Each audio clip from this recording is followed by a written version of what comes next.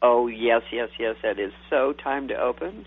Good morning, you American State Nationals. You are listening to Waking Up in America, dynamic radio dialogues brought to you by Key Media, which is actually Key Intergalactic Media, happily200.hghbreakthrough.com. Once again, happily200.hghbreakthrough.com. When you go over there to the website, make sure you watch the 2 videos and that you sign up.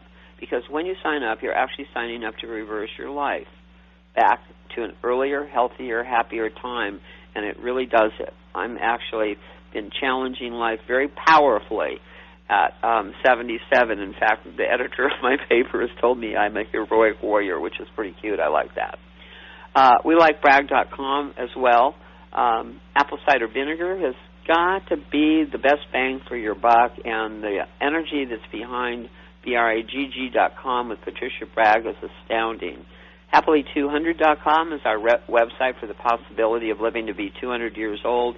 Right now we're putting together a research directory on that, which would certainly include the Nova Center and other ways of advancing consciousness at a more rapid pace, and we have those things available to us right now. We should probably get Jose on the air. What do you think? Sounds great. Jose, you come actually through the graces of Randy. Randy introduced me to Rob, and that's how you got here. And I love the conversation with Rob. I've got all kinds of stuff lined up for him and things like that. But you're the Bitcoin pro, and you're here, right here on Waking Up in America. And so on one hand, we've been talking about insidious corruption, right? And on the other hand, your expertise is transparency. So go for it, buddy, and then we'll ask you questions.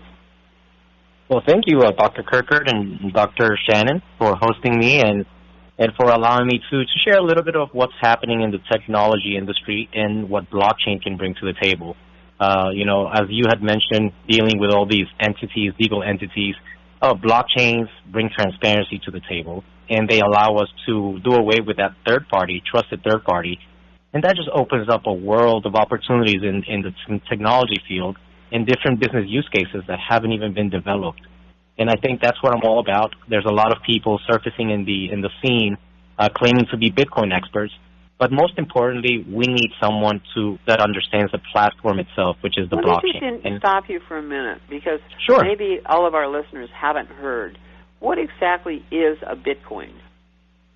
So a Bitcoin, this is actually 30 years of research. It's not something new. People think that it came about in 2017, but researchers have been working on this project of cryptography and economics and coins for the past 30 years. But it wasn't until 2009 that Bitcoin was actually released to the world as a complete solution that could be used as an alternative currency, which has become now a global currency, digital currency, and it has a global community behind it. And that's what makes it so powerful, the fact that there's a global community that is willing to accept it and trade it.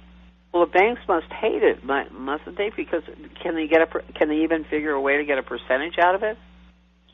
That's a very interesting question, and that's the basis of the foundation of my doctoral research. I'm looking into ways on how to accelerate the adoption, the acceptance and adoption of this technology. So banks are going to hate it because millennials now, they have more faith in Bitcoin and blockchain than depositing their funds into banks, and that's a problem for them. They will experience a high significant attrition rate, and they can always come my way and consult for my services, and I can probably help them a little bit in terms of understanding some ways to offset and maintain their customers, because they're going to see an attrition in customers and in value as well. I bet. Why don't you give out your contact information right now so Sure. that people can actually go visit your site as well? Perfect. So primarily, my niche field of expertise is in cybersecurity and government cybersecurity and commercial and industrial cybersecurity. Everybody can reach me at neto@pc-warriors.com. That is my main cybersecurity company. But right now, as we had discussed, do that a second time, Jose. Do it sure. a second time. That is JNETO at pc-warriors.com. relevance.com. What a perfect combination of the cybersecurity and the Bitcoin. Right, and I think there's a bigger need for that for humanity right now, because governments and top 100 companies, they have the staff to have cyber, but the little companies and the individuals do not. And I think that's where I'm trying to help make this world a safer place in terms of cybersecurity. Yeah, I get it. That's what I like so much about this. So what a small world. I didn't know that you were into the cybersecurity at all. So definitely somebody up in Canada that I would like to introduce to you that I talk to on a regular basis. I think that we could have some great synergy and possibly even bring him on. Fascinating person, a former fighter pilot with the Canadian military as well as the U.S. military. So you guys, I think we could have a really great show with all of you guys on at the same time. What's the name of your friend? I don't want to say it yet until I talk to him. But we know he's a fighter pilot. That's good. I like that. It kind of gets me all jazzed up.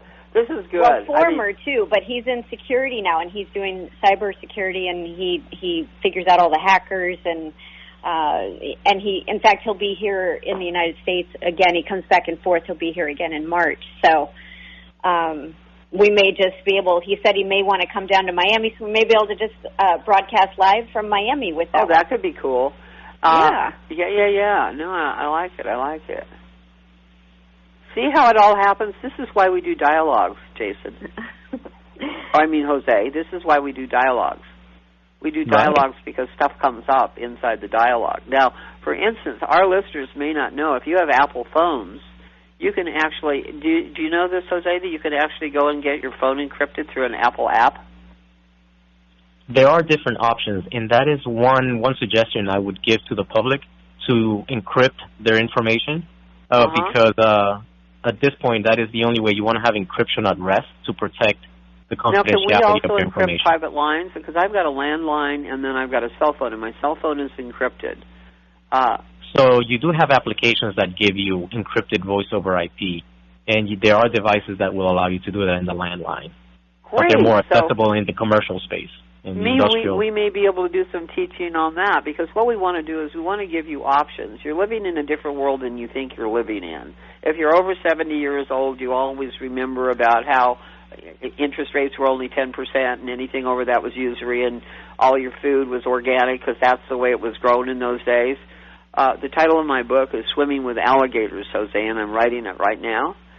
And we're in the swamp. We're in the swamp with the alligators, and you need to protect yourself.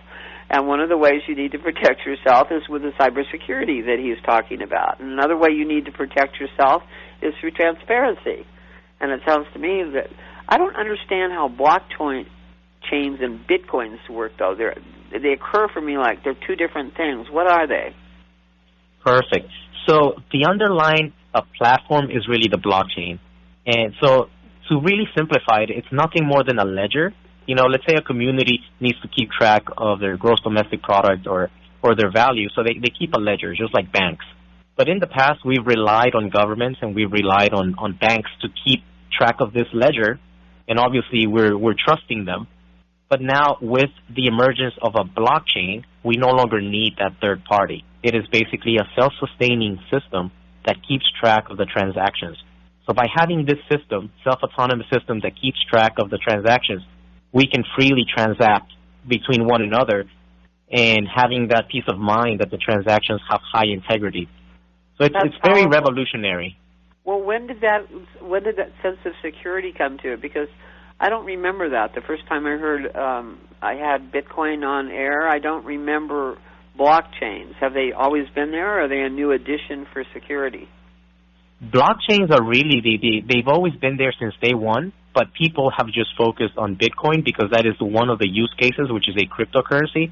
But people forgot to, they didn't see the real value, which is the blockchain. So the way I try to explain it to different people is Bitcoin is just one business use case, which is a cryptocurrency, but the blockchain is the operating system that will power hundreds, if not thousands, of new business use cases in the future. And we've already seen that in healthcare, in real estate. We've seen that creating different forms of other business use cases, advertising.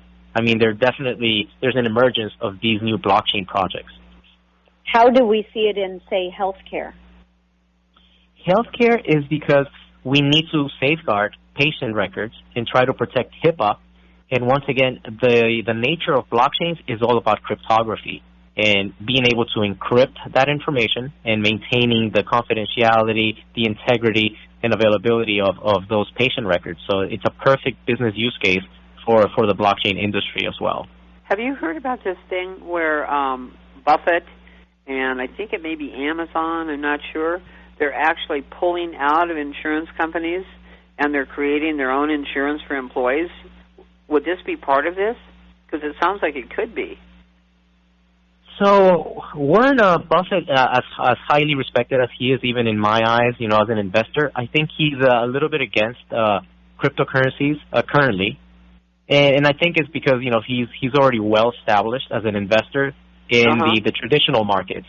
But the blockchain market has provided that same opportunity to the average person to be able to invest and have that exponential gains. And I think we see about it. That. What I mean, we're talking about the technology of it. The thing I think, one of the things that I thought it was too difficult for me or something like that when I was listening to it, there was a 15-year-old kid on the show who had actually bought himself a house with Bitcoin. I believe it. And they're buying that all day long, and cars and Lamborghinis. Okay, but he did something called mining. He was like mining for coins, and all of a sudden it just seemed too complicated to me.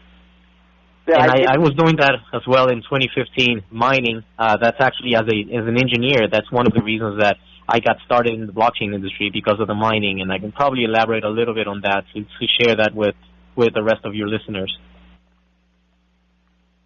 Well, please. We're waiting with bated breath. Got it. So mining, with, let's say Federal Reserve, is the entity that prints our fiat money and value here in this particular country. And in different countries, there's different entities. Where in the blockchain space, everything is digital, so there's no entity behind it. And so the million-dollar question is, who prints the money, or how is the money generated? And that is exactly what mining is all about. So you have cryptographic computational machines that they work with cryptography to solve a puzzle, and you get rewarded every 10 minutes. So kind of like simplifying that is nothing more than a machine that secures the network and allows you to process the transactions on behalf of the network. And people are doing that throughout the world, and they're getting rewards in Bitcoin. I'm still feeling stupid on this. Something hasn't clicked for me yet that I understand how doing puzzles and mining for coins gives you wealth. Got it. And it is. It is rather complex in the beginning, but let's just say that we know that cryptography is all about math. That's all we need to understand for this point. It's all about mathematical algorithms. So these machines are doing exactly that. They are helping process the transactions and maintaining integrity for the entire world. And the system gives you that reward to offset two things: the cost of computational power and the cost of electricity, because they consume a lot of electricity. Just to give you an example, when I was mining in 2015, my light bill was around $3,000 a month. Good Lord! But at the same time, I was generating more value than that, where I was happily paying $3,000 in electrical bill. So, okay, you just touched on an interesting conversation here. You've got a $3,000 electric bill. What did that actually generate for you? Do you keep it in your bank account, or do you have a crypto wallet, or what do you do? Yes.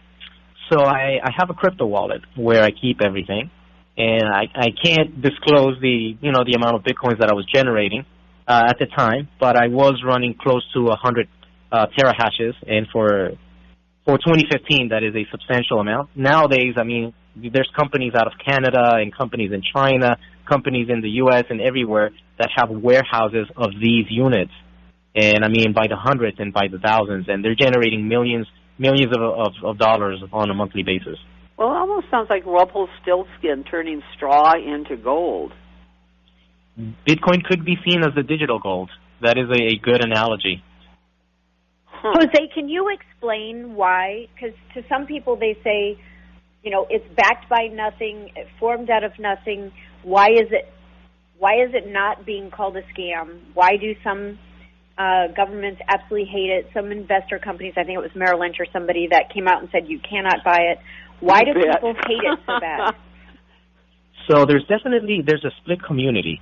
So the bankers, the government, and the traditional investors, they're going to hate it because now currently there's close to $500 billion of a market capitalization in the digital market. So all that money that has been shifted from the traditional markets onto the digital markets, and they're not part of that party, and they're missing out.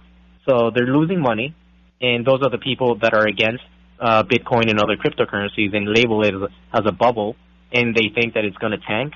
But from an engineering perspective, it is highly sustainable, and it has a revolutionary concept that no one's done in the past, which is there's a finite amount of Bitcoins. There's only 21 million. There will ever be 21 million. Oh, I didn't know that. So in that case, yes, so they appreciate in value because they're calling it Bitcoin is almost like a collector's edition. There will only be 21 million, and this is the reason why you will see the price go up again and again throughout the years to come. Okay, so it's not like U.S. Treasury notes being printed like toilet paper.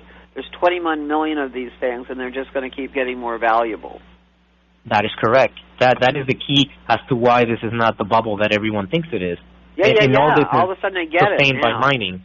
Yep. But I'm still a little bit lost. If it's out of nothing, backed by nothing, how does it not just lose its value like Beanie Babies did when they went high, they went low, they became worthless? What makes it worth something? Just because there's only 21 million, but 21 million what?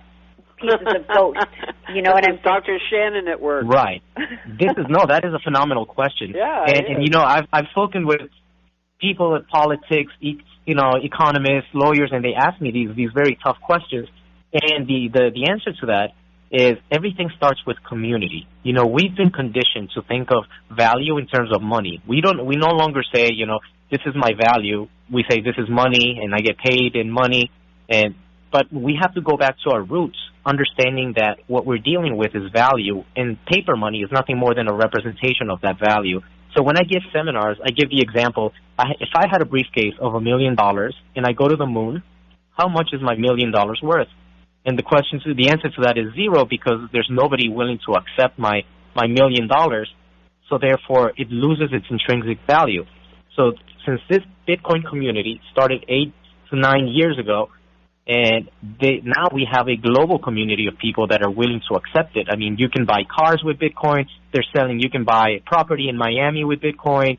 You can buy goods. Different businesses are accepting it. So now you have a global community that has placed this intrinsic value in Bitcoin as an alternative global currency. Well, it's certainly worth more than dollars, U.S. dollars. I think there's a lot of changes that will come from different governments. And for an example, even Dubai right now is trying to be on blockchain, running on blockchain by 2020. And I see that becoming a trend by other states and governments. Yeah. So that is significant, that the countries are looking into blockchain to power their ecosystems, their financial ecosystems. But there's just one concern that I have from a cyber perspective is that currently we have a $500 billion industry and no one is protecting it. With all these individuals having Bitcoin, they are becoming a digital bank, a personal digital bank, and they don't have the infrastructure to protect it. And neither do the small companies. And I think that's going to be the biggest gap. We're going to continuously see hacking attempts. I'm going to introduce you to somebody, and I'm going to do it off air, okay? Correct. Just simply because I think the conversation is longer. Her name is Ellen Brown, and Ellen Brown is one of my legal beagles, okay? And she and her team are creating creating state banks right now, and I think which can very well run on blockchains. Exactly. Do you see why I'm getting excited? Because I see all the pieces coming together. I see that instead of being suppressed by what's been going on, that I think it came actually with the blue moon, the super blue moon. It seemed to be that's when the change came, and when I felt like I was on the offensive rather than the defensive. It's like now I feel the creation occurring across the board in different ways. Possibility for radio shows in China and all over the place happening right now. Talking with you and Rob. Randy's putting together some big stuff for us. All kinds of things are happening. This whole thing where homeowners are actually going to get legal assistance so that they don't have to be tricked out of their homes. This is big. What we're doing, this is the time. We are part of draining the swamp and organizing the structure and building sturdy structures. I'm known for that, by the way. That's why I've been on air 30 years. You don't have a good structure, you ain't on air that long. Something happens and knocks you out. Well, if we could swing back into the Bitcoin thing here, just again, so you see Bitcoin as still going up. I know it took a big plummet here recently, and you know what? It's constantly been up and down, and I know that there's very good reasons for different adjustments in the whole Bitcoin thing. But what about some of these other versions, like Litecoin or Lite, I guess it's called? What about some of these offshoots of the Bitcoin? Sure. So currently we have over 1,500 cryptocurrencies. I know a lot of people probably can mention Bitcoin, Ethereum, and Litecoin and Ripple, but there are 1,500 coins. Now, out of these 1,500 coins, I would venture to say that probably 5% of these coins are actually valuable. The other ones do not have intrinsic value. So as a trader, as an active trader, I do my analysis looking for these coins and projects that do have intrinsic value. And that's where I believe with cyber, all these coins have to be protected. All these people, you hear seminars and you hear infomercials of people telling you how to make millions of dollars with cryptocurrencies, but no one is saying how to protect it. How good is it to generate $1 million and then lose it with an exploit? So with a what? I think that with an exploit, hacking, when a hacker goes in, compromises your system, and exploits, your cybersecurity posture. Correct. Okay, got it. Yeah, I know. I've had some concerns about that too. So, but then when you come on and you're the security expert, I think we've got it covered. Randy, you were starting to say something, and Yeah, you said 5%. Can you name the 5%? Is it Ripple, Ethereum, Lite? Are those all part of the 5%? Bitcoin, I call it, is the dollar in the cryptocurrency market. It has the first mover advantage. So obviously Bitcoin so far remains the number one cryptocurrency. We have Ethereum, which is the platform that allows other digital tokens to be created and transacted with. Litecoin has a very global community, and it's very similar to Bitcoin, and at this point does have some additional advantages such as the Lightning Network and SegWit, segregated witness. Not to get too technical, but these are features that have been added on in 2017. Yes, Lightning Network. And what does that mean? It's a technical feature that it allows other applications, decentralized applications, to be created and to be used within the Litecoin ecosystem. Huh. And one of the other coins that is an emerging coin is the project that we have created in an initiative to secure everybody's blockchain and digital value, which is BitSecure. That's BITCQR, and we are a digital token hoping to secure this $500 billion industry. You left out the .io, didn't you? .io, yeah. BITCQR.io, and we are the digital token. Tell them what the IO is, because so they may IO not understand. Is a trend right now in the technical field. Everybody's accustomed to the .coms, but IO is very trendy within engineers. So for input and output, and you will see a lot of these new domain names that end in IO rather than .com. So our BitSecure project, I think we're going to position it to try to secure the $500 billion market capitalization, and this market capitalization will just continue to skyrocket in the next few years. Someone made a forecast that it will become a $10 trillion industry in the short-term future. So what is Randy, you had mentioned that it had dipped significantly and stuff like that. What do you attribute what she mentioned to? Sure. So we did have hyper growth in November and December of last year. I mean, we added $250 billion to the market capitalization. So when people are making thousands, others are making millions and billions. So that's the reason why we see this decline, this correction, just like a roller coaster. People are going to make money and they're going to sell. They're going to capture those gains, and we're going to see a decline, a down correction. And right now, Bitcoin can be acquired for $9,000, which to me, in my personal view, is a bargain. So then institutional investors will continue to buy, and then we'll see Bitcoin go up again, and we'll see a correlation with the other digital currencies as well. So I'm gonna hit this again one more time. Val, I don't want you to jump in on this one. Why is it? Let's just forget that the U.S. currency that you say, Val, is backed by gold, which I haven't seen yet. But let's say it's not still, and it's backed by nothing. What happens if the U.S. currency does get backed by gold? What happens to these cryptos? So I believe Bitcoin already has that global community. So I don't think Bitcoin is going to be affected in that sense because it already has a global community of consumers, companies, and venues that are accepting it. I think it's just another ecosystem we have to learn to deal with. And an example I can give you is, if we go 20 years ago when everybody was sending mail to the other parts of the world, and then email showed up, email completely revolutionized the way we communicate because it's instant. That doesn't mean that the postal office, went out of business. But there's a place for the postal office, and there's a place for email that we have learned to coexist and utilize. So we will learn to coexist between traditional banking and in the digital markets as well. Okay, and then why is this also not like remember the .com bust that happened some years ago? We've had a guest on the show who made mega millions in that. Mega millions, and then he went belly up. Now he's back at it. It's Jeff. I'm blanking on this last name. Dollar Vigilante, who now moved from Canada to Mexico. Oh, I know who you mean. I know who you mean. I still get his stuff. I love him. Yeah, we've had him on several times. I don't love him, but I love actually the stuff. has done very well. He's come back very well, but he lost everything in the .com bust. Why is Bitcoin not a fad thing? Very good question. So going back, without getting deep into technology, Bitcoin relies on two things, and that is cryptographic power. That's the little computers that we talked about that are mining it, and the internet.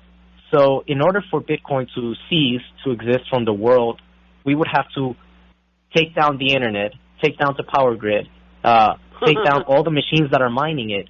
So it's almost like asking someone to shut off the internet. So we know that's not going to happen anytime soon because it's a decentralized world, and Bitcoin is a decentralized technology, so it has sustainability, and it's not going anywhere. Oh, that's excellent. I want to just check for a moment. Paul, are you still here? Oh, yes, I'm still on. Good. Now, your little bright ears have been listening. Questions, comments? No, I'm listening with, bated breath, as were you.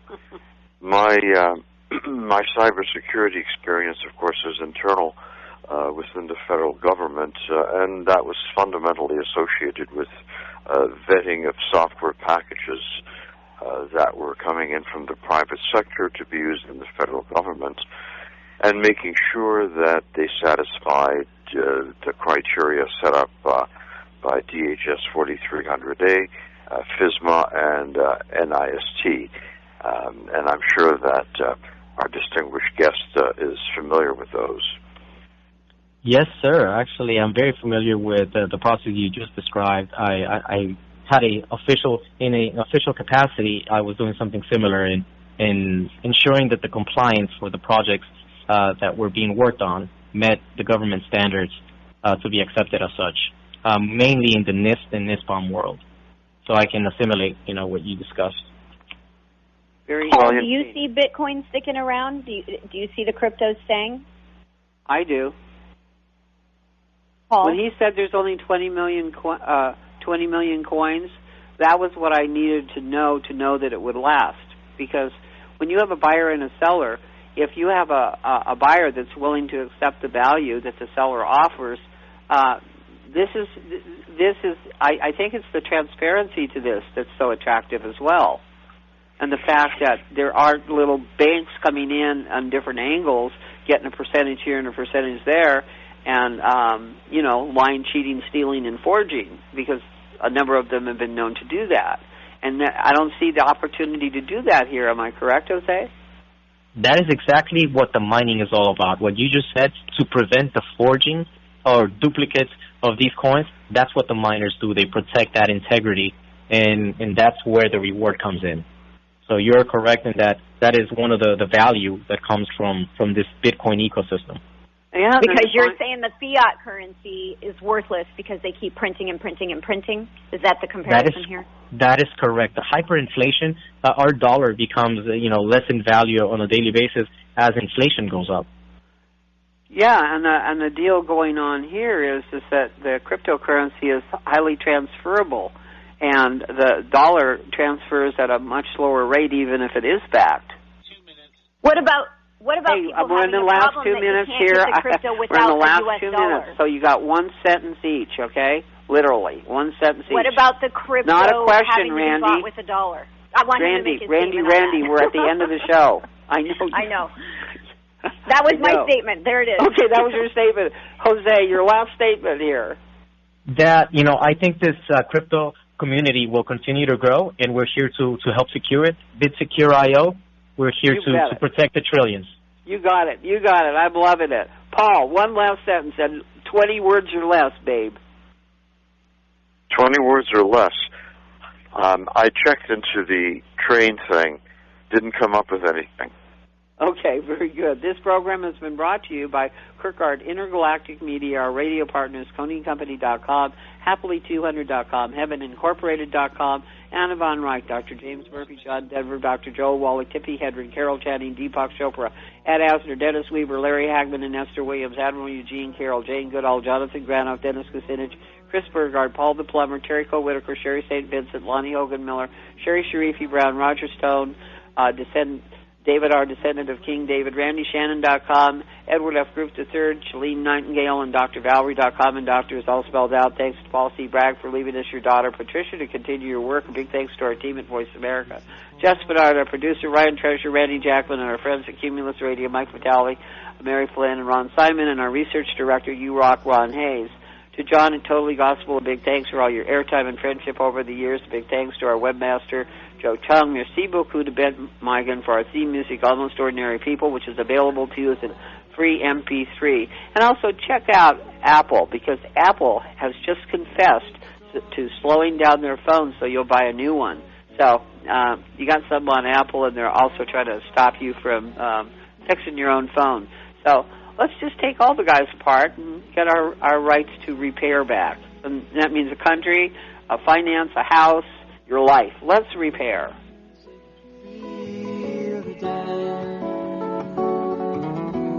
Hear the